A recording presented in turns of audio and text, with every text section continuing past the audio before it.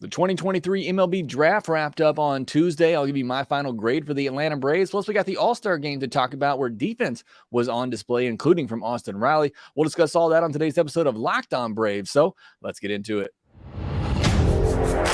You are Locked On Braves, your daily Atlanta Braves podcast. Part of the Locked On Podcast Network, your team every day.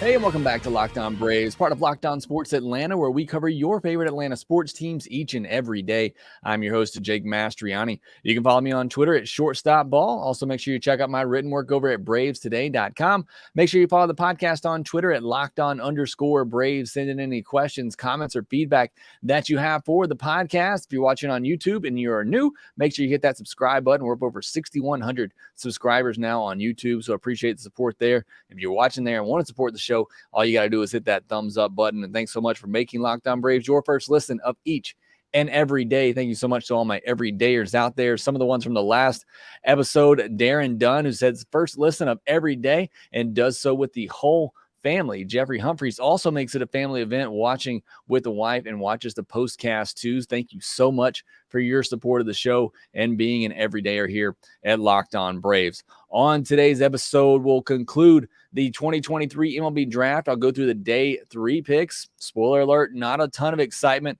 on day 3 as you might have expected. I'll give you my final draft grades, give you some of my favorite picks from the draft as well, and then we'll discuss the All-Star game, which could be coming to Atlanta sometime soon. We'll discuss all that on today's episode. But let's start with day 3 of the MLB Draft, rounds 11 through 20. The Braves had 10 picks on this day. I'll go through each of them pick by pick and just bear with me a little bit. I don't know much of anything about a lot of these players, so take what I say with a bit of a grain of salt, but I did just want to kind of go through them with you, give you some numbers on them, what I think they could potentially be. But just again, I've heard of none of these players who were drafted on day 3, which is typically the case. I trust the Braves front office, their scouting department, that they see something in these kids that they can perhaps turn into big league players. But look, it's a crapshoot at this point of the draft. That's why they shortened it to 20, because a lot of players in the back half of the draft were not really turning into much of anything, and a lot of them were just picks that were being wasted. So that's why the draft, part of the reason why the draft has been shortened. But you can still find good talent here at the back end of the draft, and the Braves do a great job of finding those guys. In round 11, pick 339, the Braves took Jace Grady out of Dallas Baptist, outfielder, 4-year senior, 5'11", 182, hit over 300 the past 3 years at Dallas Baptist, which is a really good college program. Double-digit home runs in the past 2 years as well, more walks than strikeouts this past season, and he performed well on the Cape in 2021. So somebody who's been a very solid, consistent hitter throughout his career, showing a little power, also showing good eye at the plate with more walks than strikeouts this past season. So hopefully something that the Braves can build upon there. In round number 12, at pick 369, the Braves took Brady Day, a second baseman out of Kansas State, left-handed hitter, 4-year junior player, 6 foot, 190. In 2023, he slashed 356, 492, 459 with 3 home runs, 8 stolen bases, 49 walks to 22 strikeouts. So another batter here that you're seeing who had more walks than strikeouts, perhaps showing the on-base skills, a good plate discipline, and a feel for hit. At the Cape, he slashed 250, 333, 313 with 8 walks to 15 strikeouts in 23 games. Round number 13, pick 399, Will Verdung out of Itawamba Junior College, third baseman, right-handed hitter, 6'2", 200. In 49 games at Itawamba, he slashed 389, 484, 706 with 10 doubles, 15 home runs, also had 3 stolen bases and 32 walks to 12 strikeouts. A trend that you are seeing here. They're taking a lot of these college guys who have some power, big hit tool, and great plate discipline, walking more than they strike out. Was the conference player of the year there in Itawamba as well. Round number 14, pick 429, Mitch Ferris out of Wingate, a Division II program. Left-handed pitcher. Some of you asked me where all the lefties were. They took some on day 3. A 4-year senior here, 6'2", 187, a two-way player, 316, 419, 596 with 15 home runs as a hitter over 4 years. As a pitcher over 4 seasons, these are absurd numbers, but you got to keep in mind the level of competition here. Over 4 seasons at Wingate, 20-3 record, just 3 losses over 4 seasons. That's just crazy. 1.92 ERA, a 0.861 whip, 2.2 walk per nine, 12 K per nine, 177 and 2/3 innings pitched, and 237 strikeouts. Those numbers are really loud, but again, you got to keep in mind the competition. This past season, 2023, 11-1, a 1.21 ERA, a 0.68 whip. I don't know that I've ever seen a whip that low before. 89 innings pitched, just 39 hits allowed, 16 walks to 127 strikeouts. Now went to the Cape this summer, started 3 games, didn't quite have that same success. 8 innings pitched, 13 hits to 5 walks, but still did strike out 13 batters, showing that strikeout potential. Fastball, slider, changeup, and breaking ball combination. Strike thrower, great command is kind of the profile on him. Success comes from mixing up those pitches and keeping hitters off balance. So very pitchability, left-handed pitcher there. See what the Braves can make out of that, but somebody who put up some just insane numbers at the Division II level. In the 15th round, pick 459, the Braves took David Rodriguez of the San Joaquin Delta College, right-handed pitcher, JUCO, 6'2", 196, 102 innings this past year, a 2.29 ERA, 124 strikeouts in those 102 innings with just 13 walks. Another trend you're kind of seeing with some of these pitchers the Braves are taking late are pitchers that throw strikes, don't walk a lot of batters. So I think that's very key as well. Round number 16, pick 489, Isaac Gallegos out of New Mexico, another right-handed pitcher, 6'3", 215, 12 games started this past year, a 4.35 ERA, a 1.44 whip, 70 and 1.1 innings pitched, 32 walks to 60 strikeouts. In the 17th round, pick 519, the Braves took Cade Kern, an outfielder from Ohio State, right-handed hitter, 6 foot, 200, slashed 302, 382, 482 with 17 home runs in 135 games at Ohio State. 30 walks to 38 strikeouts this past season. Again, another college bat here you're seeing with pretty good plate discipline. Last year at the Cape, though, hit just 146 with 6 walks and 12 strikeouts in 18 games. In the 18th round, pick 549, the Braves took Cam McGee, a shortstop out of Washington State. Left-handed hitter, 6'1", 190, transferred from Arizona State to Washington this past season. Mostly started at third base, but spent time at shortstop and second base. So kind of surprised the Braves took him as a shortstop. We'll see how that plays out. But he slashed 297, 387, 395, so not much slug there. Only 3 home runs, 17 walks to 22 strikeouts. In the 19th round, pick 579, Riley Frey out of Milwaukee, another left-handed pitcher here. I said they took a couple on day 3. This is another one here. 6'1", 185 pounds, 3-year starter at Milwaukee. Just 12-21 record, a 4.23 ERA in 249 innings, 239 strikeouts, a 3.6 walk per nine, 8.6 K per nine. But at the Cape this past summer, 4.61 ERA, 13 2/3 innings pitched out of the bullpen, 6 walks and 15 strikeouts, showing a little bit more strikeout potential there and a bullpen role. And in the final round, round 20, pick 609, the Braves took Will King out of Eastern Kentucky, a catcher, right-handed hitter, 5'9", 190. This past season at Eastern Kentucky, slashed 346, 427, 626 with 12 home runs and 22 walks to 27 strikeouts. And at the Cape performed well at slashing 354, 391, 415 with 1 home run, 3 walk, and 5 strikeouts in 21 games. So the Braves perhaps finding a little bit of catcher depth there and the last pick of the draft. So those are your day 3 picks. Again, nothing really exciting here. Nothing I think they're going to have to go over slot here. These all seem like pretty easy $125,000 signs, which is the main bonus portion for these picks, 10th round through 20. Again, I think most of their money is going to be spent on the first couple of days of this draft. So with that in the books, next I want to give you my thoughts, my final grade, opinion, favorite picks from the MLB draft. We'll do that here next.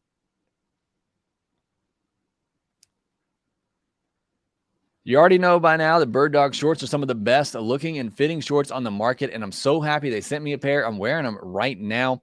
I actually wore them all around the hospital this past week because not only do they feel amazing to wear, also looks pretty good for all the baby pics at the hospital. Bird Dog stretch khaki shorts are designed to fit slimmer through the thigh and leg, giving you a truly sculpted look. Bird Dog uses anti-stink sweat wicking fabric that keeps you cool and dry all day long, which I enjoy here in these hot summer days. Go to birddogs.com/lockedonmlb to enter promo code LockedOnMLB for a free Yeti style tumbler with your order. That's birddogs.com/lockedonmlb, promo code LockedOnMLB for a free Yeti style tumbler. You won't want to take your Bird Dogs off. We promise you.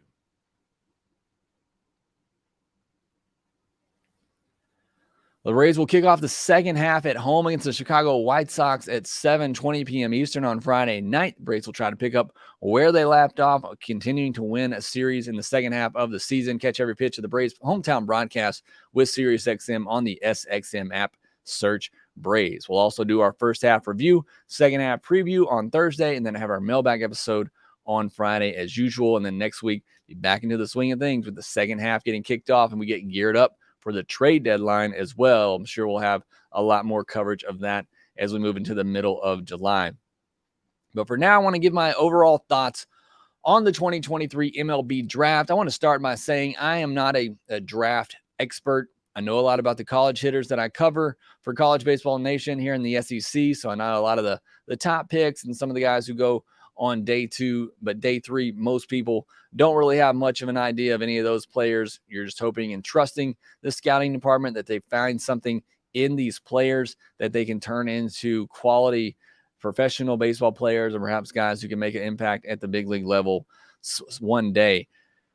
That being said, again, not an overly exciting draft top to bottom for me. I think they made some splashes early on, but then not really much after that, which, is typically the way a draft should go. The best players being taken at the top and then it kind of descending from there. And I feel like that's exactly how this has gone, but it's not what we're used to when we're watching a Braves draft or we're following a Braves draft. We're used to seeing them taking high upside guys early on that perhaps they get under slot and then they take a couple of shots in the mid rounds, sometimes even in the, first 3 rounds of day 3, where they take a shot on a high school player, go over slot on them and try to sneak somebody else in as well. That wasn't the case in this draft. And you really look at it, it's top heavy. The first 6 picks, I think, are all pretty solid. Waldrep, Hackenberg, Keeler, Savalos, Bauman, and Drake. I think those are all pretty solid picks that have the ability and opportunity to have an impact at the big league level. Everything after that feels kind of bland, and they all felt like money-saving picks to kind of help, pay for those early picks. Again, I'd be somewhat surprised if there's anybody after round 6 that they have to go over slot on. And again, there's nothing wrong with that, and that's typically how a draft should go. You're taking the best players with your top picks, and then it's descending from that. That's just not what we've come to expect from this Braves draft room in this front office. Now, one thing to keep in mind here, this is their first draft without Dana Brown, who has moved on to the Astros and is now the GM of the Astros. Maybe that plays into it a little bit. The strategies maybe change some. I think more than anything, I think Waldrep, I don't want to say completely changed their draft strategy, but I do think it changed things a little bit. I can't imagine they thought he would be there. And you don't get an opportunity or a chance to grab a guy at 24 like that who already has the stuff to be a frontline starter. And I think once that happened, the Braves really had to switch things around to get that guy. Again, you just don't get that opportunity late in the first round. And maybe I'm being too high on Waldrep. It seems like from some of the other outlets I'm reading that maybe I am the high guy on him. But if you listen to this podcast, when I was doing some MLB draft prep, that was the one guy I kept talking about who I said I think has the second best stuff in this entire draft behind Paul Skeens. Is there some risk there? Yes, but you're talking about having a 24th pick in a draft, and you're possibly have the potential of getting a 1 or 2 starter based on pure stuff. And I'll talk more about Waldrep here in a minute, but I just think when the Braves saw that opportunity, they couldn't pass up on it. And then the money it's probably going to take to sign Waldrep really affected what they could do later in the draft. So I think those two things are part of it. perhaps a new regime with Dana Brown gone, maybe things changing up a little bit there in the front office and the strategy that they have. And also, I just think Waldrep kind of falling to them at 24 really kind of switched things up as well. 8 of the first 10 picks were all right-handed pitchers. We were hearing some noise coming into the draft that perhaps the Braves were going to target hitters more in this draft, which would have been a shift from what we've seen from them over the years, continuing to go pitcher heavy. I have no problem with this. I said this going in. I was surprised when we heard some of the rumors that the Braves might go hitter early. There were a lot of good hitters in this draft, but like I said the other day, I think that's why somebody like a Waldrep got pushed down, because there were a lot of safe bats in this draft. I've also maintained and said I think you got to take hitter stats at the college level this year with a huge grain of salt, because I'm seeing guys flick baseballs, being out on the front foot, and then all of a sudden just flying over the outfield fence. So something's going on with the baseballs at the college level. But that being said, I'm fine with going with pitchers early. We see just this year how important it is to have a great depth of pitching in your farm system. Braves came in this year with pretty much 11 deep of the starting rotation, and they've had to use all of those guys and then some. That wasn't even including A.J. Smith-Shawver at the time. Injuries happen to pitchers. They're inevitable. You got to have a big list of guys who you can continue to bring up and be part of your starting rotation. They're just so injury, there's so much injury risk with starting pitchers. It's why you don't see Alex Anthopoulos lining up or signing up a lot of these guys long-term, because there just is so much risk there. And how do you offset that? Continue to have guys coming through the system who can contribute. The other thing it does, it continues to give you trade chips. The Braves can't trade for a Matt Olson or a Sean Murphy or make these deadline deals if they don't have pitching, which is what teams are always looking for. And plus, the other thing is you already have your position player group locked up for pretty much the rest of this decade. So I'm fine with the strategy of going with all the pitchers early on. Now, at the end of the day, it was 12 pitchers and 9 position players, so it ended up kind of evening out. But at the top of the draft, Braves certainly went pitching heavy. Just 2 high school players taken with Ballman and Drake. And I think there's only 3 over-slot picks in this draft. Again, I'm not a huge expert on that, especially when it comes to the bonus pool and how that's going to work out. But when I look at this class, I'm seeing maybe 3 over-slot picks in Waldrep, Bauman, and Drake. So, again, that's why I'm a little bit more down on this class, because you didn't see that guy picking in the late on day 2 or early on day 3 that maybe you go over-slot for on a high schooler to get them out of their commit to college. Now, my favorite picks of this draft, obviously Waldrep is my favorite, a guy I talked about a lot going into this draft, but I didn't think would be available. There are some big concerns there, but the concerns are command. And I'm sure there's some mechanical adjustments there that the Braves are looking at that maybe they can make to help him with that command, but that's really it. I mean, if you get that figured out, he already has 3+ pitches. I mentioned he has perhaps the best pitch in this entire draft in that split finger, but he also has a mid to upper 90s fastball, and he has a really good slider as well. You're talking about a guy with 3+ pitches who I think the ceiling could be a number 1, probably a number 2. I think the floor is probably a setup elite type reliever, maybe even a closer, and you get that at 24. And I think that's why the Braves had to jump all over that. But again, you get the command issues figured out. You work on, the mechanics and tunneling those pitches a little bit better with how great that splitter is. And I think you're looking at a guy who I think pretty easily has a ceiling of a number 2 starter. And then I like the Drake pick as well, the young kid out of North Atlanta High School. I love taking players from your home area. I just think it's fun, especially when it hits like that. Sometimes it does in the case of Michael Harris. Sometimes it doesn't in the case of Lucas Sims. But I love taking guys out of your own area because it just makes it so much more fun to root for those guys once they do get there. I mentioned Michael Harris. A lot of people giving some Michael Harris vibes to Isaiah Drake. I think that's a little unfair, but I see some of the similarities because it's a raw kid out of Atlanta, has all the talent in the world.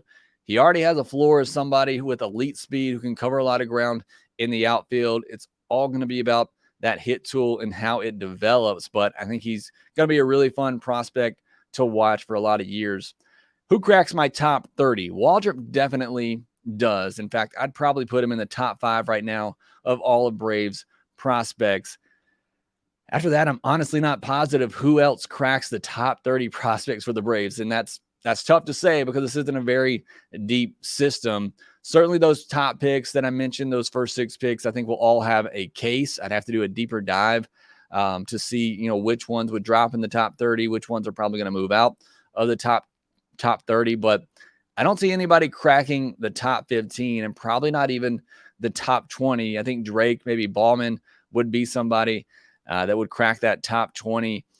Part of this is probably because I'm not too high on Keeler, the pitcher out of Campbell. Some are. I've listened to some other podcasts, some other reviews of the Braves draft, and there's a lot of people who are a lot higher on Keeler than I am. I'm just not that high on him. I think maybe he could be a solid 4th or 5th starter, and if that's what you get for your 3rd pick in the draft, then that's great. That's certainly not bad value at all. I just don't see a lot of upside there. There are some people who disagree with me, and they do see some upside. I think a lot depends on that pick, if there is some upside there. But again, if he becomes a 4th or 5th starter, that's perfectly fine. I'm just not overall too high on that pick, for your 3rd pick in the draft. I would have liked to take somebody that perhaps has a little bit more upside. But again, that's me saying that. I'm not the expert here. Again, I'd put Waldrep in my top 5 right now, especially in terms of upside, which is how I always put together my rankings. But outside of that, I'm not sure that anybody else in this draft really cracks the top 20 in Braves prospects. I think you'll probably see some put between the 21 to 30 range in the top 30. So my draft grade overall, first, I'll start by saying this wasn't an easy draft for the Braves. They had the 9th lowest bonus pool money to spend at just over $8.3 million. When you consider that Waldrep will probably demand almost half of that, it doesn't give you a lot of room to work with and go over slot on some high school players in those middle rounds or those late rounds on day 2, early rounds on day 3, like we've seen the Braves do in the past. Of course, you can't really judge a class until you see who all signs. I think they're going to sign all 21 of these picks, and for how much. There are teams who have classes that I like better, but if they aren't able to sign some of those high school talents, which I'll be honest, I think it's getting harder to sign high school players now because you got NIL money. If you're going to go to an LSU, a Vanderbilt, some of these big college schools that have really great facilities, better facilities than you're going to have at the minor league levels, and you can get some NIL money, you get that experience. I think college is becoming a much more attractive path for a lot of high school players. So we'll see how many of these high school players who were taken, later on day 2, early on day 3 actually sign. But, that's ultimately going to decide how good some of these classes are. And I can't blame the front office for going all in on a guy like Waldrep, who I hyped up so much before the draft, but it almost feels like they're putting this entire draft on one guy. And that's not fair to Waldrep. And that may not be fair to say of this class, but it almost feels like this entire draft class is based on the outcome of Waldrep and him becoming a top of the rotation pitcher. I could very easily see where this class where Waldrep, doesn't work out. And I still think the floor is a dominant setup guy, perhaps even a closer, but I could very easily see a scenario where Waldrep doesn't hit that top of the rotation ceiling as a starter. Drake never comes around with the hit tool. Ballman never figures it out with that big frame. Keeler is that, 4th or 5th starter, and that's all he really becomes. I could see that for this draft class pretty easily. And that's why this draft class scares me a little bit. Something, this something you got to keep in mind. This front office, this organization, they have a lot of success in identifying talent. And one thing you can't always see on just looking at numbers for these players is the metrics on a lot of these pitchers or the exit velocities on a lot of these hitters, something that this Braves front office and their scouting team does better than anybody. So I certainly trust these guys, and I look forward to seeing some of these players at the professional level to see what these scouts and the Braves see in them that can make them good, viable big leaguers. I have no doubt that every single one of these players that the Braves saw something in them that they think they can build upon to become a big league player. I have no doubt in my mind about that. But just on the surface and what I'm seeing and how this draft played out, I can't give this draft more than a C+ grade right now. Again, we got to see who all signs for how much and all of that. But just for right now, when I'm looking at this draft, I'm seeing it's very top heavy. I think they went in highly on a couple of guys at the top, and then just really went with some lower level signings, some slot value signings late in the draft, and they really just went with quality over quantity in this one. They took a shot on a few upside players early in the draft, and then just really went with some slot level, easy sign, senior sign type of picks later in the draft. So that's why I give this a C+. But again, I am not the Braves front office. I'm not an expert in all this. I'm just giving you my opinion of it, trying to give you a little bit of insight of what I'm seeing. But don't get me wrong, I can't wait to see these guys in professional baseball. Hopefully they get them signed up quick. Again, especially those guys at the top. I don't know how much Waldrep will pitch this year. He made 19 starts at the collegiate level as Florida went all the way to the College World Series final. But I can't wait to see Drake, Ballman, some of those other guys. Can't wait to see what they can do. Sabalos as well. Really looking forward to seeing him. Hackenberg even. I watched some video of him, and that slider that he had just looked nasty. So I can't wait to see what the Braves do with him. So again, I'm excited about a lot of these guys, mostly those first 6 picks. Outside of that, I think this is a pretty underwhelming draft, but I think there's something to build on with those first 6 picks that the Braves made. All right, next we'll get into the All-Star game where the National League finally won. We'll talk about the highlights from the Braves players and the All-Star game possibly coming back to Atlanta soon. We'll discuss all that here next. This episode is sponsored by BetterHelp. Sometimes in life, we're faced with tough choices, and the path forward isn't always clear, whether it's in our work life, relationships with our kids at home. If you're thinking of starting therapy to help with these tough choices, give BetterHelp a try. It's entirely online, designed to be convenient, flexible, and suited to fit your schedule. Just fill out a brief questionnaire to get matched with a licensed therapist and switch therapists anytime for no additional charge. Let therapy be your map with BetterHelp. Visit BetterHelp.com/LockedOnMLB today to get 10% off your first month. That's BetterHelp, HELP.com/LockedOnMLB.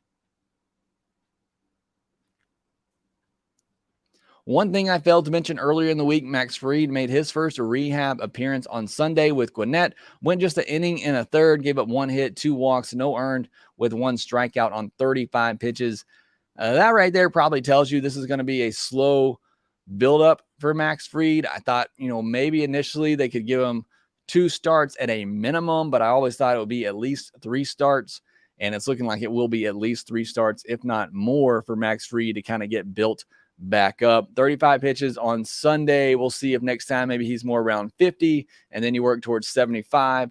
And then I think we could be ready to see him back at the big league level, but they're certainly not going to push it. Something this first half has really done for the Braves. It's given them a cushion to be slow with guys like Fried and Kyle Wright and make sure when they come back, they're back for good, they're healthy and ready to go. The Atlanta Journal-Constitution reported that Atlanta is in the running to host the 2025 All-Star Game, according to Rob Manfred. Please make it happen. Rob Manfred, still upset you took the game away from us the first time. Shouldn't have happened, but hopefully that gets corrected in the Braves in Atlanta. That city gets the All-Star Game it should have gotten. Speaking of All-Star games, National League won on Tuesday night. First time that they've won since 2012, only the 4th time since 1996. They won the game 3-2 thanks to a 2-run homer in the 8th inning from Elias Diaz of the Rockies, unsuspecting hero there. And Craig Kimbrell closed it out, although he walked a couple of batters, made it interesting, as Braves fans might be familiar with, but he does close it out for the National League. So great to see old friend Craig Kimbrell get a save in the All-Star game. Defense really shined in this one. Adolis Garcia of the Rangers made a nice catch to Rob Acuna of extra bases to start the game. He made another catch later in the game to take a hit away from Sean Murphy. He had an all-Braves infield at one point, which was pretty cool. Riley made a great barehanded play, and Olsen assisted with a scoop over at first. He also snagged a line drive later in the game and threw to first for a double play where Pete Alonso actually bailed him out with a scoop over there, with some really good defense in this one. Arozarena had a great catch to rob Freddie Freeman as well. Murphy threw out Arozarena trying to steal. So defense was really the highlight in this game, which you don't think of much, especially if you're a fan of some of the other All-Star games, but that was certainly on display for the MLB All-Star game. But again, the National League gets the 3-2 win. Hopefully the Braves will get a win on a Friday night when they take on the Chicago White Sox at 7:20 p.m. Eastern. And hopefully the Braves can get going in the second half of the season. Catch every pitch of the Braves hometown broadcast with SiriusXM on the SXM app. Search Braves. That will do it for this episode of Locked On Braves. Thanks so much for making us your first listen of each and every day. If you're an everydayer, let me know down in the comment section below on YouTube. Make sure you follow the podcast on Twitter at LockedOn_Braves. You can follow me on Twitter at ShortstopBall. Also, make sure that you rate, review, and subscribe to the Locked On Braves podcast wherever you get your podcast, and we will talk to you next time.